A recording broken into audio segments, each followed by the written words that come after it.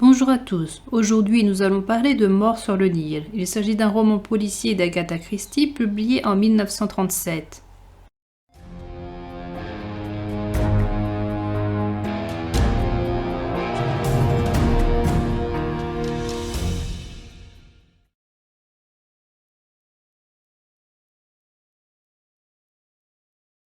Lynette Ridgway arrive à Malton Underwood. C'est une jeune femme de 20 ans, riche, belle et en bonne santé. Elle a eu un héritage important de la part de son grand-père, nommé Leopold Hartz. Elle rénove un domaine ayant appartenu à Sir George Wood. Charles Windlesham lui a demandé sa main, mais la jeune femme n'a pas envie de se presser pour se marier. Joanna Southwood est admirative devant le collier de perles de Lynette et elle obtient le droit de le porter un instant. Jackie de Belfort téléphone à Lynette et dit qu'elle va venir la voir le jour même. La famille de Jacqueline de Belfort s'est appauvrie suite à la fuite du père avec une autre femme et avec le krach de Wall Street. Joanna dit qu'elle exclut de sa vie ses amis qui se sont appauvris. Si Lynette perdait sa richesse, Joanna dit qu'elles ne seront plus amies. Lynette raconte que Jackie est quelque peu violente. Elle a autrefois donné un coup de canif à un enfant qui tourmentait un chien. Lynette a brisé un futur mariage entre une de ses femmes de chambre nommée Marie et un homme que Lynette a découvert marié et ayant des enfants. Jackie arrive au domaine et rencontre Lynette. Elle raconte qu'elle s'est fiancée à Simon Doyle. Il faisait partie de la haute bourgeoisie, mais sa famille s'est appauvrie à cause de la guerre. Jackie raconte que si elle n'épouse pas Simon, elle en mourrait. Jackie demande à Lynette d'embaucher Simon en tant que régisseur. Lynette accepte. Jacqueline lui amènera le jeune homme le lendemain. Monsieur Poirot se rend dans un restaurant. Il n'a pas d'affaires en cours, il projette de faire un voyage en Égypte dans quelques mois. Poirot entend un jeune couple parler d'Égypte où ils passeront une lune de miel. On comprend qu'il s'agit de Jackie et de Simon. Jackie pousse Simon à accepter l'offre d'emploi de Lynette.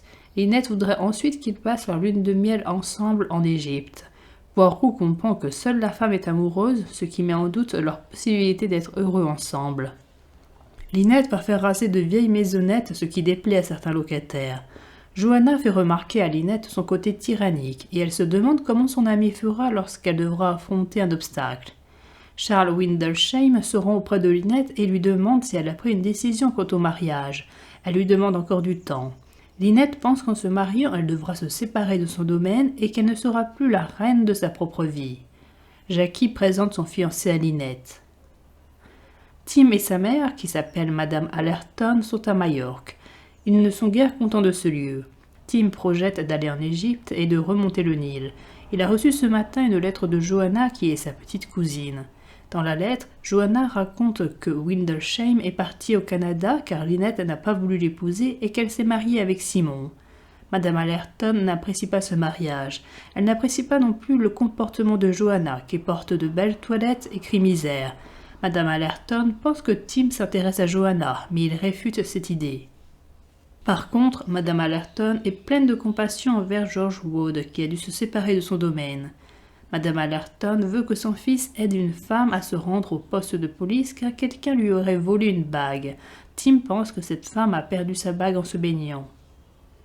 À New York, Mary Van Schuyler projette de faire un voyage en Europe avec Cornelia, qui est sa cousine, et avec Miss Bowers, qui est son infirmière. Également à New York, M. Andrew Pennington apprend par une lettre que Lynette s'est mariée. Il part le jour même sur le bateau nommé le Normandie afin de se rendre en Égypte. Jim Fanthorpe lit à William Carmichael une lettre de Lynette. Cette dernière est en train de remonter le Nil et elle dit avoir rencontré Andrew Pennington. William Carmichael pense que ce n'est pas une coïncidence. Carmichael envoie Jim Fanthorpe en Égypte pour surveiller la situation. Ne se sentant pas traitée à sa juste valeur dans son hôtel, Madame Otterbourne veut se rendre en Égypte avec sa fille Rosalie Otterbourne. Madame Allerton et son fils croisent Hercule Poirot qui parle avec Rosalie Otterbourne. Lynette Ridgway et Simon Doyle, maintenant appelés Madame et Monsieur Doyle, arrivent à l'hôtel et font une entrée remarquée. Rosalie est jalouse de la jeune mariée, mais Hercule Poirot dénote une nervosité en Lynette. Poirot rencontre Jackie qu'il avait vue au restaurant auparavant. Elle ne semble pas heureuse. Quand le couple s'aperçoit que Jackie est ici, Lynette a peur et Simon ressent de la colère. Madame Otterbourne avoue à Poirot qu'elle doit écrire un nouveau livre qui s'intitulera « La neige sur le désert ». Linette demande de l'aide à Poirot car elle se sent persécutée par Jackie. Cette dernière les suit partout où ils vont. Poirot dit qu'il ne peut rien faire car Jackie ne fait que de les suivre et ne s'en prend pas à eux. Poirot lui raconte la scène du restaurant à laquelle il a assisté. Linette doit maintenant supporter les conséquences de ses actions. Jackie les aurait menacés de les tuer tous les deux. Poirot ne veut pas travailler pour Linette, il veut seulement parler à Jackie. Poirot recommande à Jackie d'oublier le passé et de retourner vivre en Angleterre. Jackie ne peut suivre ses conseils. Selon elle, Simon n'est pas avec Linette à cause de son argent, mais car Linette a la capacité de faire tomber sous son charme n'importe qui. Jackie pense que Simon l'aime encore. Elle montre à Poirot un revolver.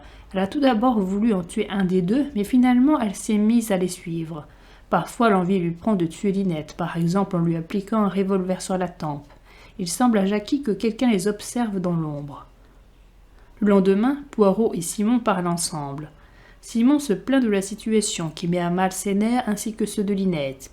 Il dit que dès qu'il a vu Linette, Jackie n'a plus existé pour lui.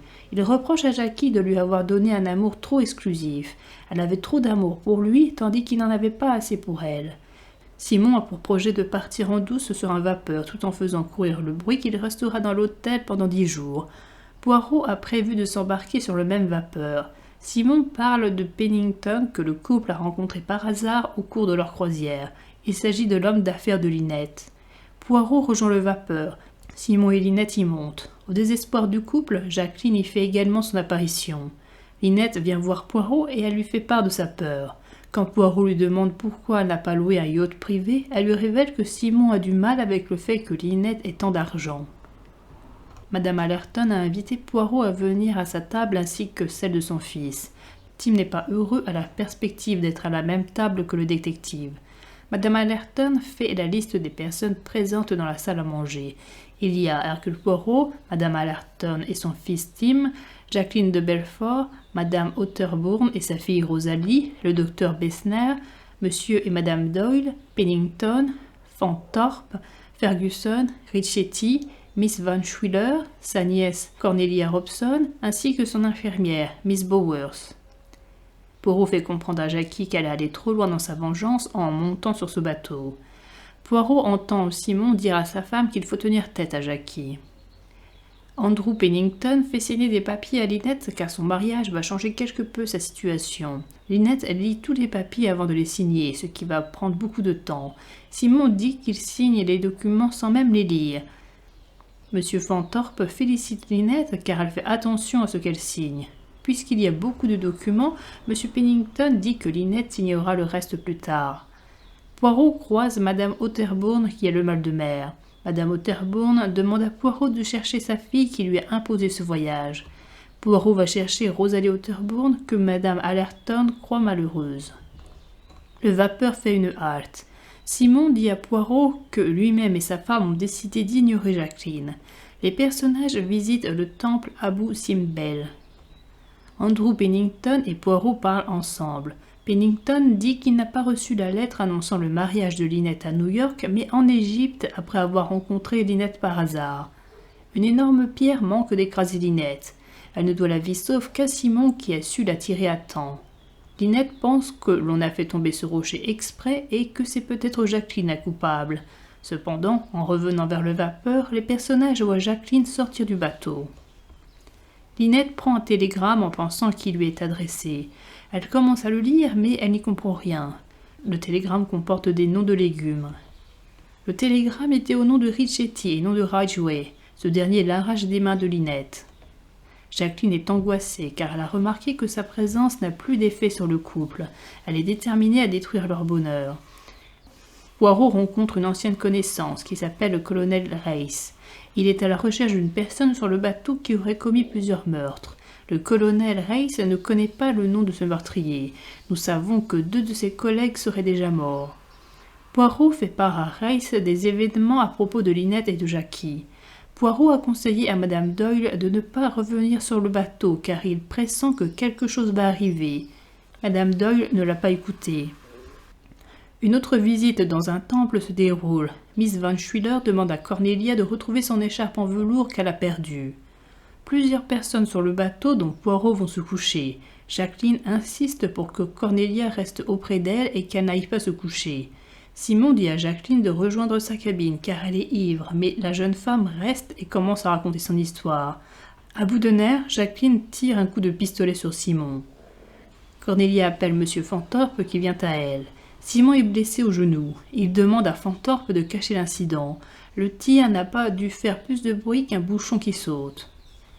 Jackie fait tomber son arme et la pousse sous une banquette. Elle s'en veut d'avoir tiré et elle pense à se suicider. Jackie est reconduite dans sa cabine par Fantorpe et par Cornelia. Cette dernière va chercher l'infirmière qui va s'occuper de Jackie. Miss Bowers lui donne de la morphine. Fantorpe va chercher le docteur Bessner. Ce dernier diagnostique un os fracturé.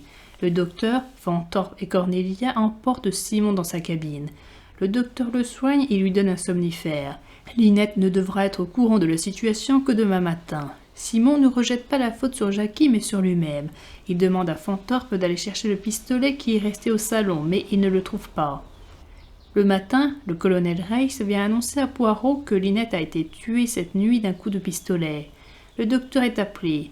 Il dit que Lynette aurait été tuée durant son sommeil à bout portant. Elle serait morte entre minuit et 2 heures du matin. Une lettre J, écrite avec du sang, se trouve à côté du cadavre. Poirot devine qu'on a voulu faire croire que Jacqueline est l'assassin. Le médecin met les 2 hommes au courant de ce qu'il s'est passé hier soir.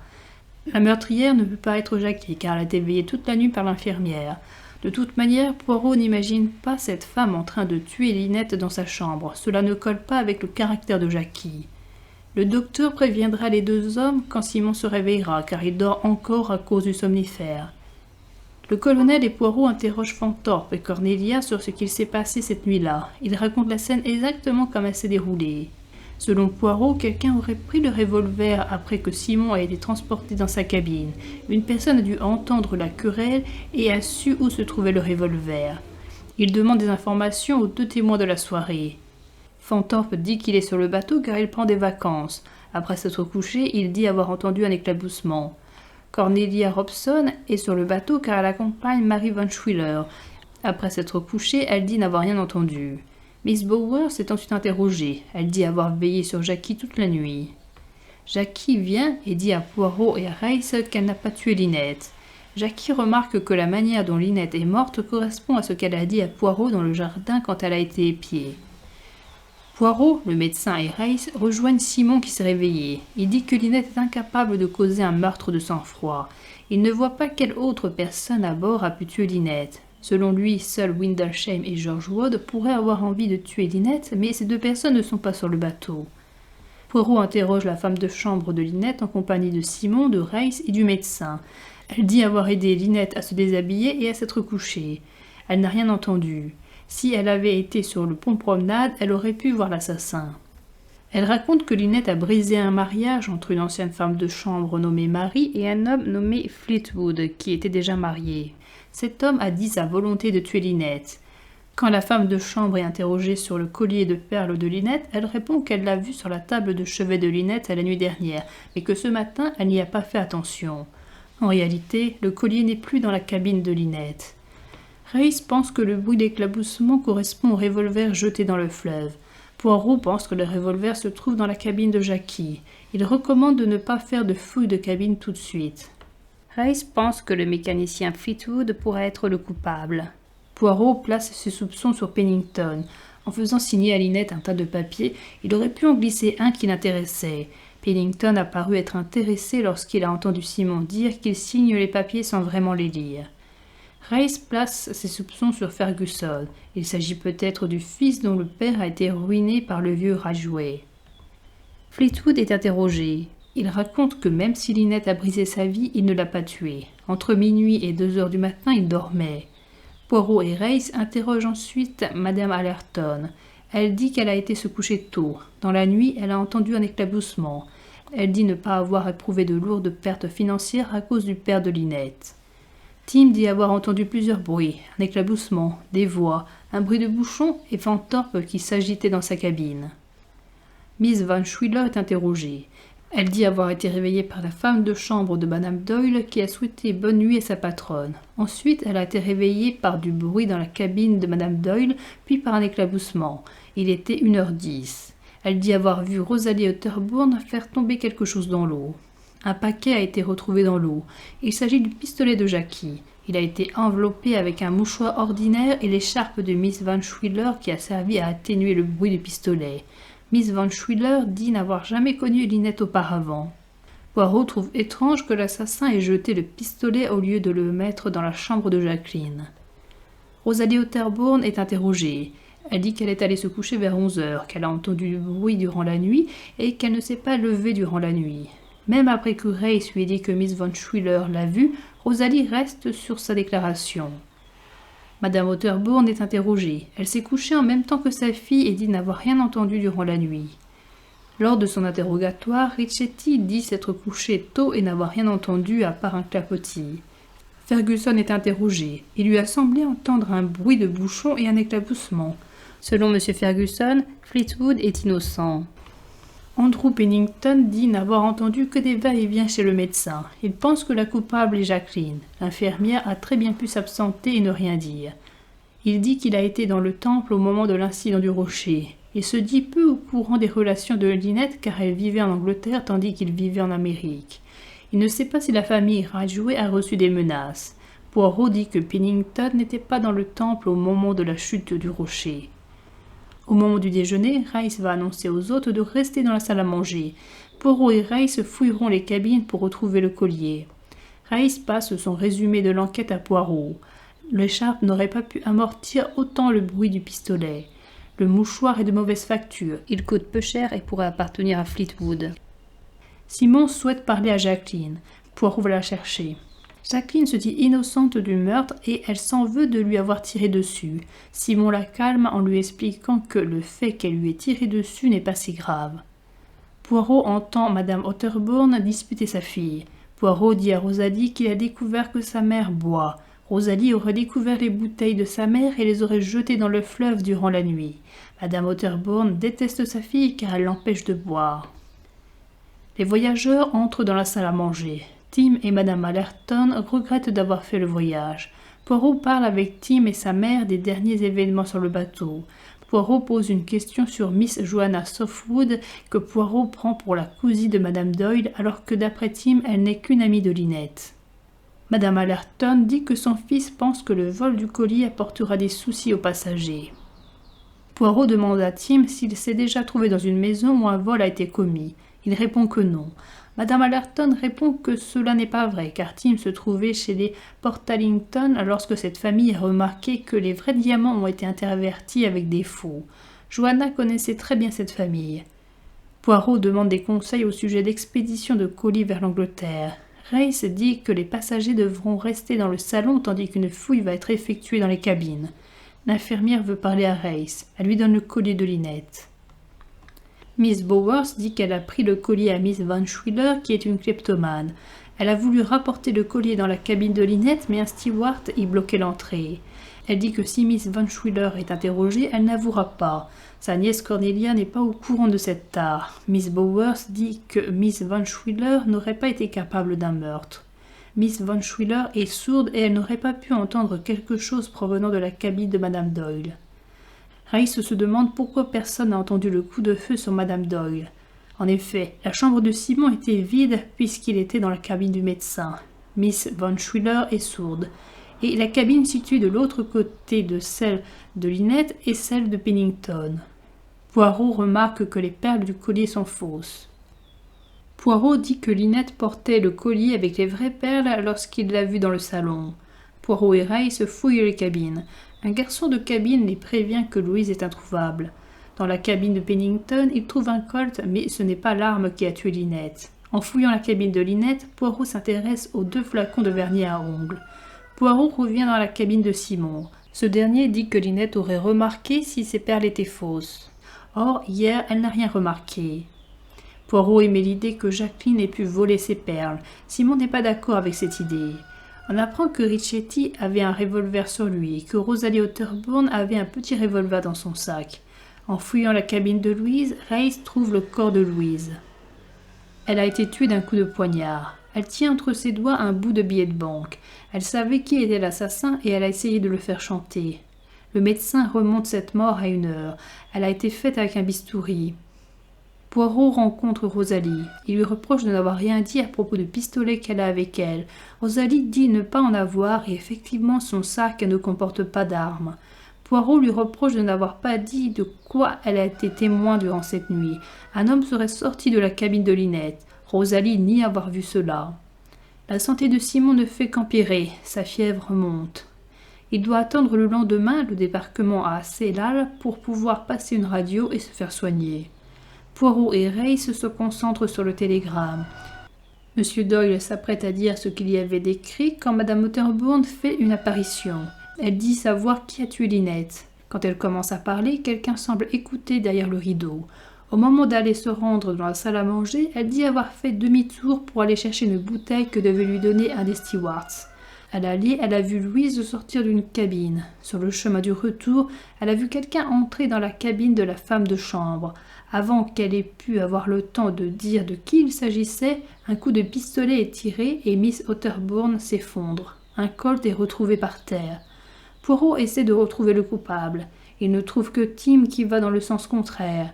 Il dit n'avoir vu personne. Fanthorpe et Fergusson, qui se trouvaient de l'autre côté, disent également n'avoir vu personne. Le colt est comparé avec le colt de Pennington. Dans la cabine de Pennington, le colt a disparu. Madame Allerton est envoyée veiller sur la fille de la défunte. Monsieur Pennington est retrouvé dans le salon. Il dit y être depuis une vingtaine de minutes. Cornelia pense à une troisième issue. L'assassin a pu ne pas se contenter de tourner à droite ou à gauche et a pu descendre vers le pont inférieur. Fergusson reproche à Cornelia de donner trop d'importance à la mort et pas assez au fait que le père de Lynette ait appauvri son père. Car il trouve que c'est une bonne personne, il lui fait une demande en mariage qu'elle refuse. Fergusson fait part de la demande en mariage à Miss Van Schuyler. Celle-ci lui dit que le mariage ne peut se faire car Fergusson n'appartient pas à la même classe sociale. Cornelia arrive et Fergusson se fait rejeter une seconde fois. Poirot dit que Fergusson ne porte pas son vrai nom. En réalité, il s'appelle Lord Dawlish et est très riche. Poirot et Reiss interrogent Fanthorpe. Poirot l'a surpris en train d'écouter une conversation lorsque Madame Doyle signait des contrats, ce qui démontre qu'il n'est pas un gentleman. Poirot lui demande ce qu'il fait sur ce bateau et s'il savait quelque chose à propos des papiers que devait signer Lynette. Fanthorpe dit avoir été envoyé par son oncle, M. Carmichael, car ce dernier soupçonnait Pennington d'escroquerie. Quand son oncle a su que Pennington et Lynette étaient sur le même bateau, il a pensé que Pennington allait essayer de faire signer certains documents à Lynette afin de masquer ses détournements d'argent. Fanthorpe voulait mettre au courant le mari de cette manœuvre. Pennington est ensuite interrogé. Il est devenu mandataire des biens de Lynette avec 4 autres hommes, dont 2 sont décédés. Lynette n'aurait dû gérer si bien que lorsqu'elle aurait eu 21 ans, mais son mariage a avancé les choses. Pennington devient nerveux quand Poirot lui demande si les affaires sont en règle. Poirot sait que Pennington n'a pas pris le Carmanic qui aurait dû lui faire louper la lettre, mais le Normandie qui est parti après l'arrivée de la lettre de Lynette à New York. Pennington dit qu'il est venu car il pensait que Lynette était en train de se faire dépouiller par son homme d'affaires anglais. Il craignait que le mari de Lynette soit un escroc. Reiss dit qu'il pense que Pennington est venu faire signer des papiers à Lynette pour se tirer d'affaire et que c'est lui qui a poussé le rocher sur Lynette. Reiss le soupçonne des meurtres de Lynette et de Madame Otterbourne. Pennington dit qu'il n'a pas assassiné Lynette. Il avoue que les affaires de Lynette ne sont pas au beau fixe à cause des turbulences de Wall Street. En ce qui concerne le rocher, Pennington dit que ce n'était qu'un accident car il a trébuché. Reiss pense que Pennington est l'auteur du crime de Lynette. Poirot pense le contraire. Tim est interrogé sur le vol de bijoux. Joanna Softwood fournissait les copies et un complice allait échanger les faux bijoux avec les vrais. C'est Tim qui aurait fait l'échange du collier. Il aurait caché les perles dans le rosaire. Tim avoue le vol, mais il se dit innocent du crime. La nuit du meurtre de Lynette, Rosalie a vu Tim, même si elle n'a rien dit. Tim refuse de dire qui lui a donné la réplique du collier. Rosalie est appelée auprès des enquêteurs. Tim la met au courant du vol. Louise aurait été témoin de l'entrée de Tim dans la cabine. Louise aurait pratiqué du chantage auprès de Tim qui lui aurait donné un coup de scalpel. La mère de Rosalie aurait vu entrer Tim dans la cabine de Louise. Au moment où elle l'aurait dénoncé, Tim lui a tiré dessus. Il s'est sauvé avant de faire demi-tour et faire croire à Poirot qu'il allait vers le coup de feu. Tim dit que c'est faux et c'est effectivement faux. Poirot ne le dénoncera pas pour le vol. Tim sort de la boîte le faux collier et le jette à la mer. Il pense mettre le vrai collier dans la boîte et la donner à Poirot. Tim compte bien raconter la vérité à sa mère. Cornelia vient voir Poirot. Elle a appris la vérité sur Miss Van Schuyler et elle n'aimerait pas que le bruit de sa kleptomanie s'ébruite. Rice la rassure à ce sujet. On revient au télégramme de Richetti qui parlait de légumes. Il s'agit d'un code employé dans la rébellion de l'Afrique du Sud. Poirot comprend tout ce qu'il s'est passé dans son entièreté, mais il lui manque les preuves. Poirot dit qu'il ne s'agit pas d'un meurtre d'impulsion, mais que tout a été prémédité. On a mis un somnifère dans le vin de Poirot. Le coup de pistolet a provoqué une brûlure sur la peau de Lynette. Or, la brûlure se retrouve sur l'écharpe qui a été utilisée pour amoindrir le bruit. Poirot a trouvé de l'encre rouge dans les flacons de vernis. Lors de l'interrogatoire de Louise, cette dernière a dit que si elle avait été sur le pont promenade, elle aurait pu voir l'assassin. En disant cela, elle voulait signifier au meurtrier qu'elle savait qui il était. Dans la pièce se trouvaient alors Poirot, Rice, Simon et le docteur. Le coupable est Simon. Il a fait croire qu'il était blessé à cause du coup de feu de Jackie. Ce n'était pas le cas. Il s'est appliqué de l'encre rouge sur sa jambe pour faire croire qu'il saignait. Il a demandé qu'on s'occupe d'abord de Jackie afin de rester seul un moment. Il a tué sa femme, il s'est ensuite réellement tiré une balle dans la jambe. Il a jeté l'arme avec l'étoffe qui lui a servi à amortir le bruit. C'est Jacqueline qui a mis en place cette machination. Elle a poussé l'arme du pied pour que Simon puisse la retrouver. Le but était de prendre la richesse de Lynette. Louise a vu Simon se rendre dans la cabine de sa femme. En ayant cette information, Louise a voulu faire chanter Simon. Jacqueline l'a tué d'un coup de bistouri. Madame Otterbourne a vu Jacqueline entrer dans la cabine de Louise Bourget. Avant qu'elle puisse la dénoncer, Jacqueline a tiré sur Madame Otterbourne, puis elle a été se cacher dans sa propre cabine. En sachant que Poirot a découvert la vérité, Simon s'est effondré. Jacqueline explique à Poirot qu'elle aimait Simon, mais que Simon aimait l'argent. Jacqueline a pensé à Lynette et l'a rejointe. Lynette a tout fait pour être en couple avec le fiancé de son ami. Simon s'est rendu compte que si Lynette mourait, sa richesse lui reviendrait. Sachant que Simon allait commettre des bévues, Jackie l'a aidé. Malheureusement, tout ne s'est pas déroulé comme prévu, car ils ont été surpris par 2 témoins dont il a fallu se débarrasser. Le bateau arrive à Cheylal. Cornelia dit qu'elle va épouser le docteur Bessner. Au moment de débarquer, Lynette tire sur Simon, puis elle se suicide. Poirot savait que Lynette avait un second pistolet, mais il a voulu lui laisser une porte de sortie. Lynette peut sembler avoir tout. Elle a la richesse, la jeunesse, la beauté et la santé. Or, Lynette ne possède pas tout. Elle n'est pas amoureuse. Elle n'aime pas Lord Wintershame, dont elle repousse les demandes en mariage. Quand Jackie lui dit qu'elle mourrait si elle n'épousait pas Simon, Lynette est face à un sentiment inconnu. Sûrement car elle veut connaître elle aussi ce sentiment, elle vole Simon à son ami. Lynette ne possède pas d'amis. Johanna n'est à ses côtés que pour voler son collier. Simon ne se marie avec elle que pour lui voler son argent. Pennington a fait des bêtises avec son argent et veut cacher ses erreurs. Le mécanicien lui en veut de l'avoir séparée de la femme qu'il aimait. Sir George Wood la déteste après l'achat de son domaine. Sa famille a appauvri d'autres familles, et ses apparitions font transparaître de la jalousie chez les autres. Lynette manque cruellement d'empathie. Elle rase les maisons alors que des locataires sont contre. Elle reproche à Lynette de les suivre, elle et Simon, mais elle ne semble pas se rappeler que c'est elle qui a volé Simon à Jackie. Lynette n'a de sympathie que pour elle-même. Ainsi, elle semble choquée lorsque Johanna lui dit que, comme pour les autres, si Lynette venait à s'appauvrir, elle ne sera plus son amie. C'est ce comportement qui est peut-être la source de la richesse de la famille Ridgway. N'avoir d'égard que pour soi-même et non pour les autres n'entraîne pas de dépenses pour autrui, mais accumule sa richesse.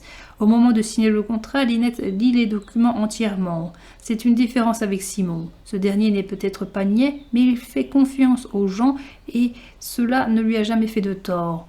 À bord, nous avons plusieurs autres moyens de s'enrichir. Il y a le vol commis par Tim et Johanna. Il y a le chantage avec Louise. Sur le bateau se déroulent plusieurs autres affaires. Il y a l'affaire de Jackie et de Simon qui tue Lynette, puis élimine 2 témoins. Il y a l'affaire du vol du collier de Tim et on le devine par Joanna. Il y a l'affaire du vol du faux collier par la kleptomane Miss Mary Van Schuyler. Il y a l'affaire d'alcoolisme de Madame Otterbourne. Il y a l'affaire de Pennington qui veut faire signer des papiers à Lynette et qui est peut-être coupable de la tentative de meurtre sur Lynette. Il y a l'affaire du télégramme du Richetti. Et enfin, il y a l'affaire du colonel Reiss qui recherche un meurtrier. Dans la première partie, nous avons la présentation de tous les personnages qui vont se retrouver en Égypte. Dès le premier chapitre de la seconde partie, les relations ne sont plus les mêmes. Dans la première partie, Lynette et Jackie semblaient être de bonnes amies, même si elles ne s'étaient pas vues depuis quelques années. Lynette semblait faire une faveur à Jackie en embauchant Simon. Simon et Jackie semblaient être heureux ensemble. Or, dès le chapitre suivant, Lynette a volé le petit ami de Jackie. Lynette semble être apeurée de la présence de Jackie. Jackie persécute Lynette et Simon semble colérique envers Jackie. Dès le début, Poirot remarquait que la relation entre Jackie et Simon était bancale. Poirot avait remarqué dans le restaurant que seul Jackie aimait Simon. Simon s'est laissé aimer. Par contre, il a un grand amour de l'argent. Le meurtre de Lynette aurait pu concrétiser le rêve de Simon, puisqu'il devient l'héritier de Lynette. Le malheur pour eux d'avoir eu Poirot sur le bateau. Sans lui, ils auraient pu avoir ce qu'ils voulaient, c'est-à-dire Jackie aurait pu avoir Simon, et Simon aurait pu avoir l'argent. Dans cette enquête, Poirot se montre humain. Il a laissé à Lynette une arme afin qu'elle puisse choisir son sort ainsi que celui de Simon. Il ne dénonce pas Tim pour ses vols. Reiss se trompe souvent. Il pense plusieurs fois que tel personnage est le meurtrier alors que ce n'est pas le cas. Il remplace Hastings. Il est lui aussi humain en n'ébruitant pas le bruit de la kleptomanie de Mary Van Schuyler. Le bateau se rangea le long du débarcadère. Une corde retenait les passagers qu'on avait prié d'attendre. Richetti, le visage sombre, fut conduit à terre par 2 mécaniciens. Au bout d'un certain temps, on vit apparaître une civière sur laquelle était allongé Simon Doyle. La peur le rendait méconnaissable. Toute sa belle humeur juvénile s'en était allée. Jacqueline de Belfort suivait, accompagnée par une stewardess. Lui était sa pâleur, rien n'était changé dans sa physionomie. Elle s'approcha de la civière. « Eh bien, Simon ?» Il leva vivement les yeux vers elle et pendant un instant reprit son ancienne expression. « J'ai tout gâché, dit-il. J'ai perdu la tête et avoué. Pardonne-moi, Jackie. Je t'ai trahi. » Elle lui sourit. « Peu importe, Simon. Nous avons perdu la partie. C'est tout. » Elle s'écarta de lui et les porteurs continuèrent leur chemin. Jacqueline se baissa rapidement sous prétexte de nouer le lacet de sa chaussure, glissa sa main dans son bas, se releva, tenant un objet. On entendit aussitôt une détonation. Simon Doyle eut un soubresaut et demeura inerte. Le revolver toujours en main, Jacqueline souriait en regardant Poirot. Au moment où Reiss s'élançait vers elle, elle appuya le petit joujou contre son cœur et pressa sur la gâchette. Elle s'écroula comme une masse.